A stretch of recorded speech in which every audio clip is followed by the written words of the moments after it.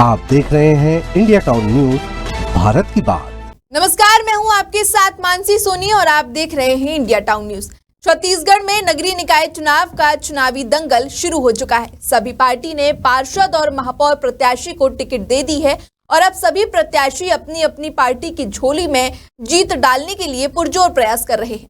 22 तारीख से नामांकन का दौर शुरू हुआ, जो 28 जनवरी तक चला। वहीं 31 जनवरी तक नामांकन वापस लेने का दिन है। इस समय जब पार्टी को अपने चुने हुए प्रत्याशी पर पूर्ण विश्वास होना चाहिए, वहीं कांग्रेस पार्टी के चुनाव संचालक राजेश तिवारी का कहना है कि संभावनाओं के आधार पर विचार किया जाएगा। चलिए आपको बताते हैं कि राजेश तिवारी के सस्पेंस भरे बयान के पीछे की वजह।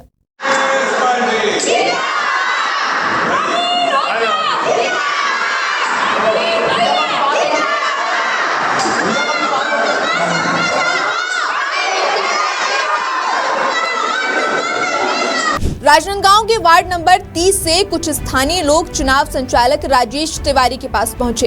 उनका कहना है कि शकील रिजवी को इस बार पार्षद उम्मीदवार के तौर पर टिकट दिया गया है, जबकि वार्ड के लोग चाहते हैं कि उनकी जगह अमीन हुड्डा को देना चाहिए। स्थानीय लोग इस मुद्दे को लेकर आज चुनाव संचालक राजेश तिवारी से मिलने पहुंचे और अपनी बात रखी। उनका आरोप है कि शकील रिजवी का चुनावी टिकट पार्षद के रूप में इस वार्ड के लिए सही नहीं है। सुनिए वार्डवासी क्या कह रहे हैं। हम लोग यही मांग लेके आए थे। 25 साल बाद हमारे वार्ड नंबर 30 में हमारे अमीन हुड्डा भैया कांग्रेस पद से जीते थे, है ना। और 25 साल तक के भाजपा ने राज की थी। राज करने पे हम लोगों का उद्धार इतना नहीं हुआ, हमारे वार्ड का कोई भी विकास नहीं हुआ। जब से अमीन भैया आए थे कांग्रेस पद से, तो हमारे वार्ड में निरंतर काम हुआ है। वो हमारे भाई जैसे हैं, पार्षद के रूप में हमने कभी देखा ही नहीं है उन्हें। जब आधी रात में भी कोई परेशानी में फ़ोन लगाया है ना, वो तुरंत तत्काल मौजूद हुए हैं। जबकि 25 साल से हम लोग ये सारी चीज़ों के लिए वांछित थे। हमारे पास में कोई निर्णय नहीं आता था, कोई फैसला नहीं होता था। बस ये हम लोग सिर्फ वोट डाल रहे हैं, सिर्फ वोट बैंक थे और कुछ भी नहीं थे। जब अमीन भैया से हमको पता चला कि पार्षद ऐसा भी होता है जो भाई जैसा होता है, कि हमारे हर सुख दुख में साथ होते हैं। लेकिन इस बार हमारे वार्ड नंबर 30 से शकील रिजवी जी को मिला है कांग्रेस पद से, जिससे हम लोग असंतुष्ट हैं। हम चाहते हैं कि हमारे भैया अमीन हुड्डा ही वार्ड नंबर 30 से उनको कांग्रेस पद मिले। वहीं इस पर जब चुनाव संचालक राजेश तिवारी से सवाल किया गया, तब तिवारी कहते हैं कि कल फॉर्म जमा करने का अंतिम दिन है। ज्यादा संभावनाएं होंगी तो विचार किया जाएगा। कुछ जगह की वार्ड है, उसकी रिपोर्टें भी जो ऊपर स्तर पे करेंगे और कल अंतिम दिन है अभी फॉर्म जमा करने का। फॉर्म 9 और फॉर्म 8 जो है वो कल जमा कर दिया जाएगा और सब लोगों से चर्चा की जा रही है। जहाँ पे कहीं बहुत ज़्यादा कोई संभावना अगर होगी तो उसमें विचार किया जाएगा। बाकी अधिकांश जगह जो है ऐसे परिवर्तन की स्थिति नहीं है।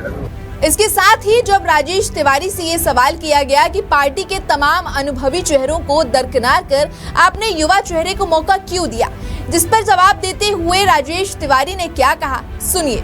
देखिए, संगठन की जिम्मेदारी अलग होती है और चुनावी राजनीति जो है वो अलग होती है। तो सबकी एक पार्टी के द्वारा जिम्मेदारी निर्धारित की जाती है कि कौन व्यक्ति संगठन में काम करेगा, कौन चुनाव लड़ेगा।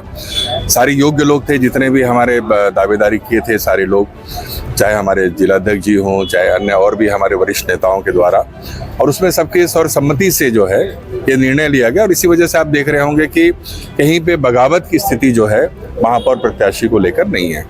अपनी विजय पर आश्वस्त होते हुए चुनाव संचालक राजेश तिवारी आगे कहते हैं कि राजनांदगांव नगर निगम हमारे लिए चुनौतीपूर्ण नहीं है, क्योंकि पहले भी यहाँ कांग्रेस की ही महापौर थी और इस बार भी कांग्रेस बहुमत के साथ जीत हासिल करेगा।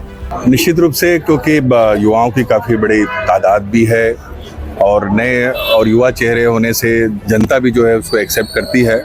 और नांदगांव नगर निगम को इसलिए हम लोग चुनौतीपूर्ण नहीं मानते, क्योंकि पिछली बार नगर निगम में कांग्रेस का बहुमत रहा है। हमारी हेमा देशमुख जी जो हैं वो महापौर रही है और इनके कार्यकाल में काफ़ी विकास के काम किए हैं। तो निश्चित रूप से नांदगांव की जनता जो है वो कांग्रेस के उम्मीदवार को विजय दिलाएगी। छत्तीसगढ़ निकाय चुनाव के नजदीक जाता हर दिन चुनाव को और दिलचस्प बना रहा है। निकाय चुनाव में अब कुछ ही दिनों का वक्त बाकी है। उसके बाद जनता द्वारा ये तय कर लिया जाएगा कि जीत के सिंहासन में किसे बिठाना है।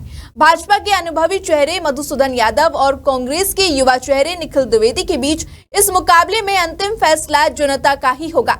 इसलिए अपना कीमती वोट सही प्रत्याशी के खाते में ही डालिएगा। निकाय और पंचायत चुनाव की हर छोटी बड़ी खबरें हम आप तक लगातार पहुंचा रहे हैं। चुनाव के तमाम अपडेट के साथ छत्तीसगढ़ और मध्य प्रदेश की हर खबरों के लिए जुड़े रहिए इंडिया टाउन न्यूज के साथ और मुझे दीजिए इजाजत। नमस्कार। आप देख रहे हैं इंडिया टाउन न्यूज, भारत की बात।